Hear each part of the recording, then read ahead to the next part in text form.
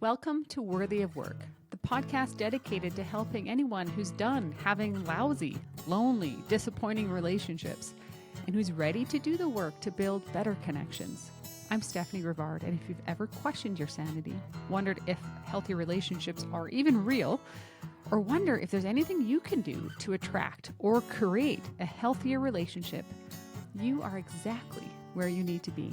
Together, we will unpack the healthy relationship skills no one taught us. Hi there. Today's episode is about red flags in marriage. Now, this topic is thanks to a listener who asked about it, and I love this topic. I think it's great. And I think what's most important about clarifying these red flags is if you're in a relationship and you're wondering, like, is what I'm living okay? Is this normal? Or like, what's it like in other people's homes? And I know I always just wanted to be a fly on the wall. I wanted to be a fly on the wall in someone else's home so I could test and verify, is this normal? Like, how can I compare what happens in my home to what happens in other people's homes?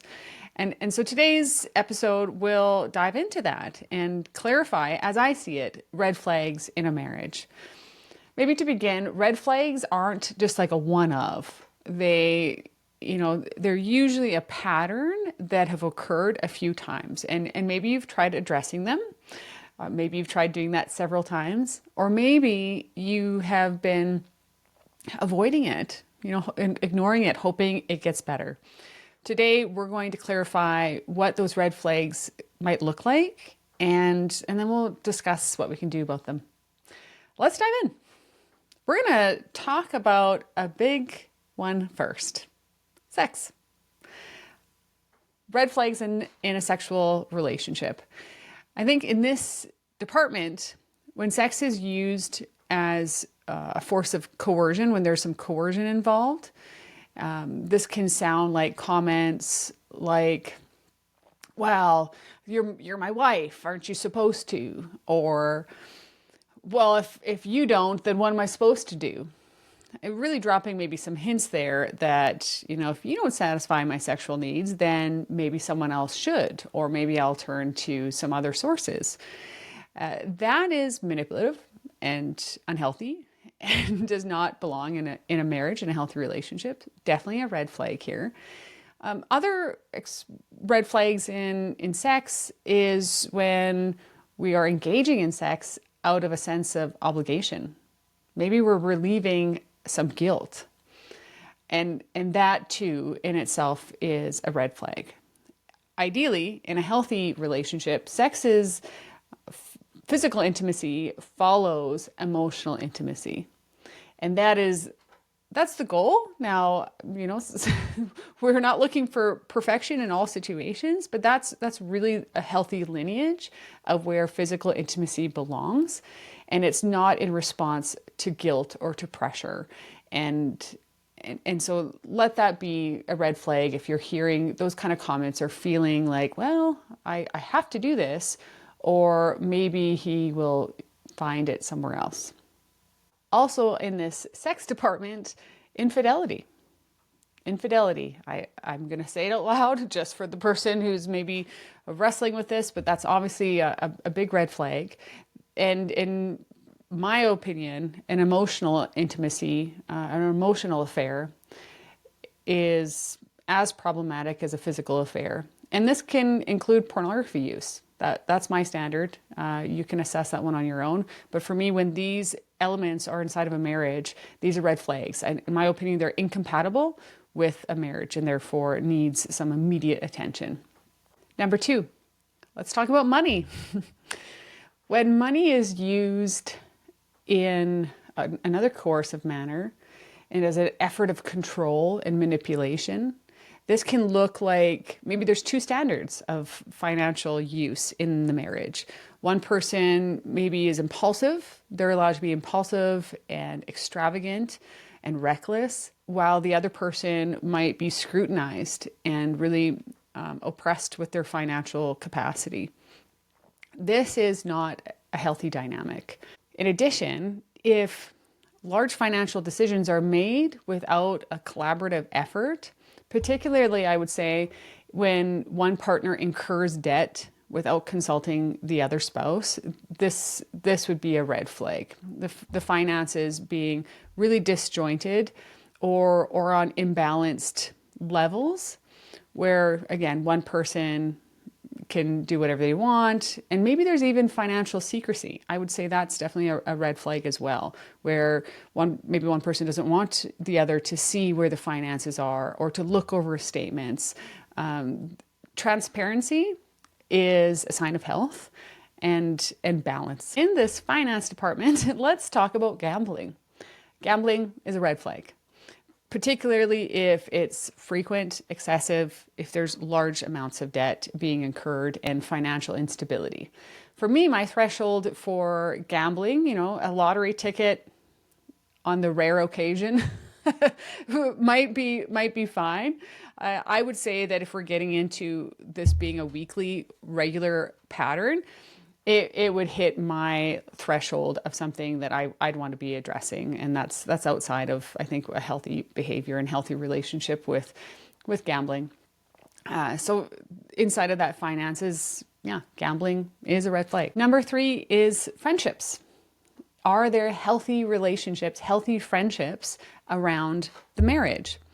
Now, I think a healthy friendship is someone of the same sex, that a healthy partner should have some good friends of the same sex, and rarely, if at all, friends of the opposite sex. And I'm sure someone will oppose that, and that's okay. If you have a different opinion on that, then you start a podcast and speak to it. For me, I don't see that as a healthy dynamic.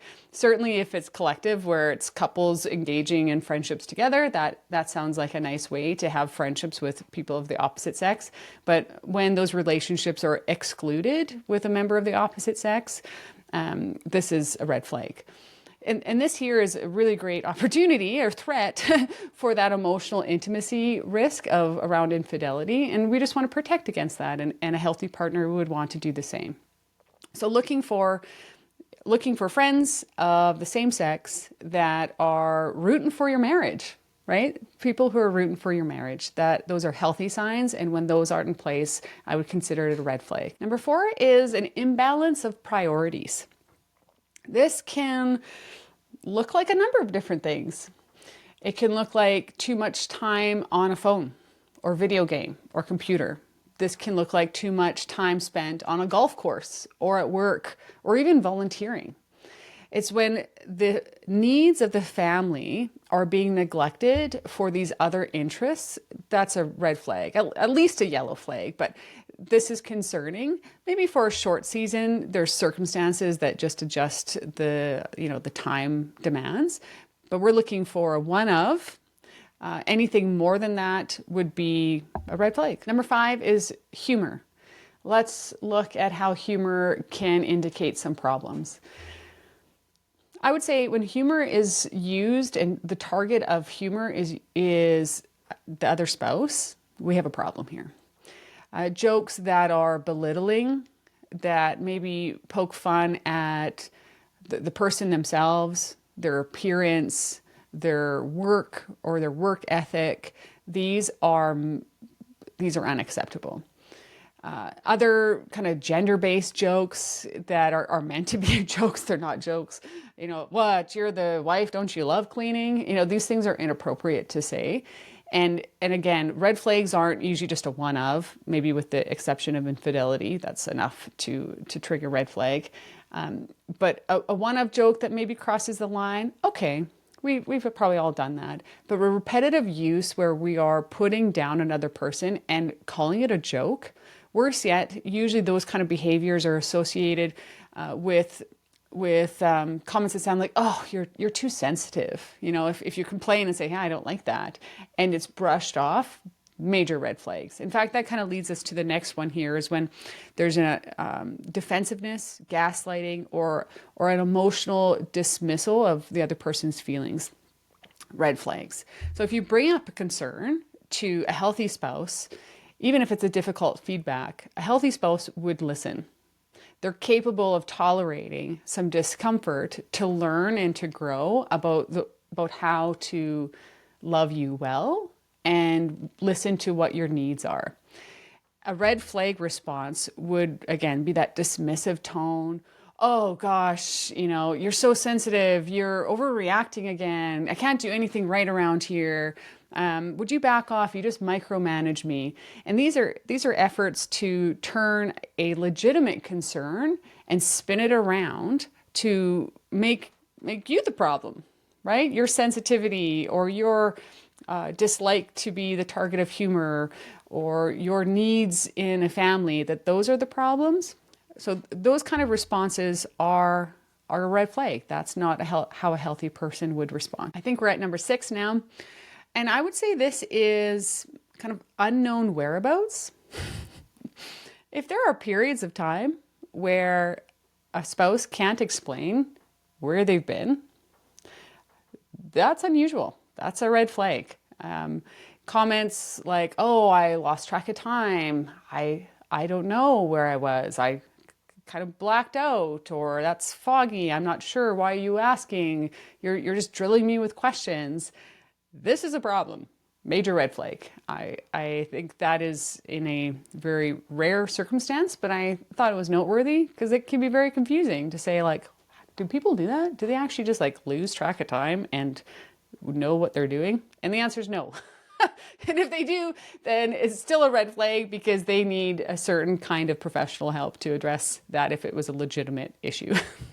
So red flag. The next is experiencing kind of two versions of someone, a public persona and a private persona. Maybe your relationship when you're out in public, your spouse is very attentive, kind, thoughtful, jovial. And when you get home, you wonder, like, where'd you go? I want that guy back. And that is definitely a red flag when there's two standards or two experiences around someone.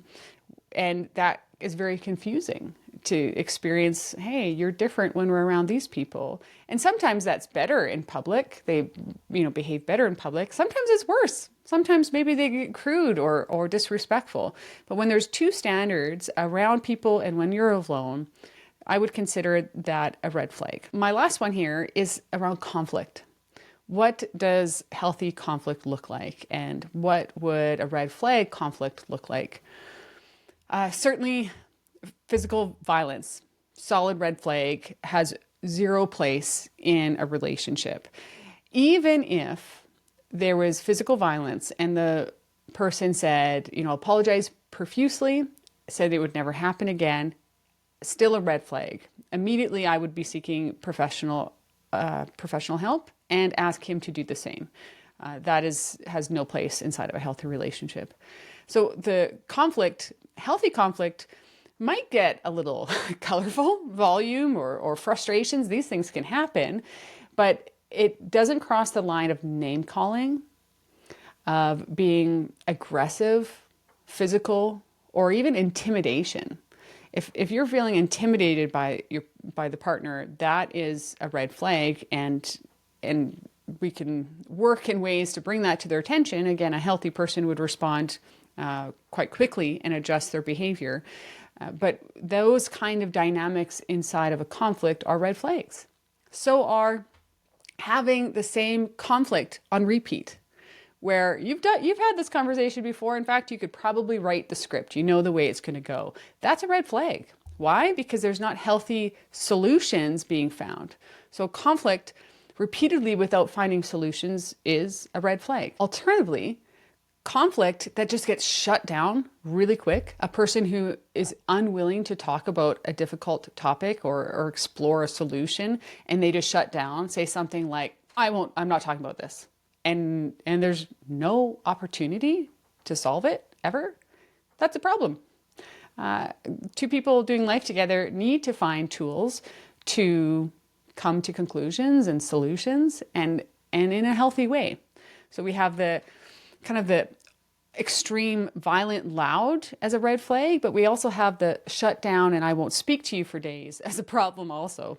So these two I would consider equally red flags. Maybe this final thought deserved a category of its own, but I'll just add this kind of sprinkled in on the end, that if you are asking for your needs, asking for help around the family, asking for a reasonable requests and they're being ignored, or maybe behaviors change for a small period of time and then they revert, I give that a solid yellow flag, if not a red flag, that we're looking for equal contribution, and that when I've asked for something, the person has heard it and they respond. And this, we're not looking for perfection. Maybe we can, remind someone that, oh, this is kind of what we need here, or we need to ask for it. But a healthy relationship will hear it and respond. And so that's maybe my closing thought on that, is a red flag being, am I being ignored? Are my requests being ignored? If this list has made your stomach kind of turn, maybe your heart's racing and you feel a little bit nauseous because what you've been wondering about, what you've been experiencing in your home, questioning, is that normal? Is this okay? And now some chick on a podcast has just verified that it isn't. I just want you to take a big breath. And I want you to hear this. It's going to be okay. You don't need to make any major decisions right now. Today is about awareness. I think from here, the action might be to get a therapist, get a counselor, someone professionally involved to help you move forward. If nagging hasn't helped, nagging and fighting, and if avoidance and being silent and intolerant and passive hasn't worked, we're going to just drop those skills because they're not working for you, and lean into the development of new tools to do that work. And maybe you need to hear this. You're not difficult to love. And you don't deserve treatment like this. I'm going to say it again. You're not difficult to love, and you don't deserve treatment like this. You deserve a healthy, clear, safe, stable relationship. And there are tools and support out there for you.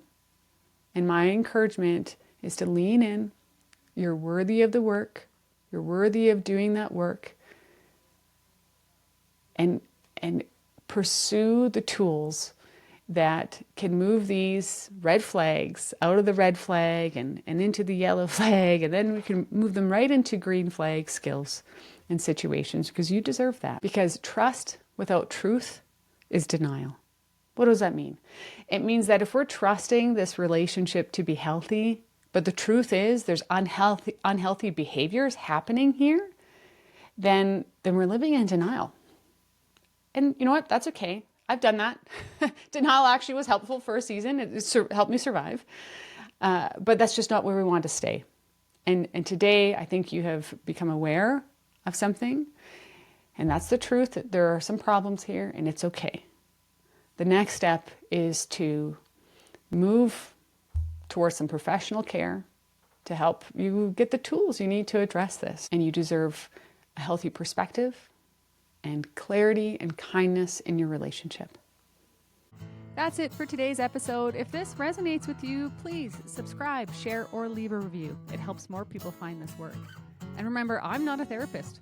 I'm just someone who once thought dysfunction was pretty normal. I wanted better and learned new tools. And so can you.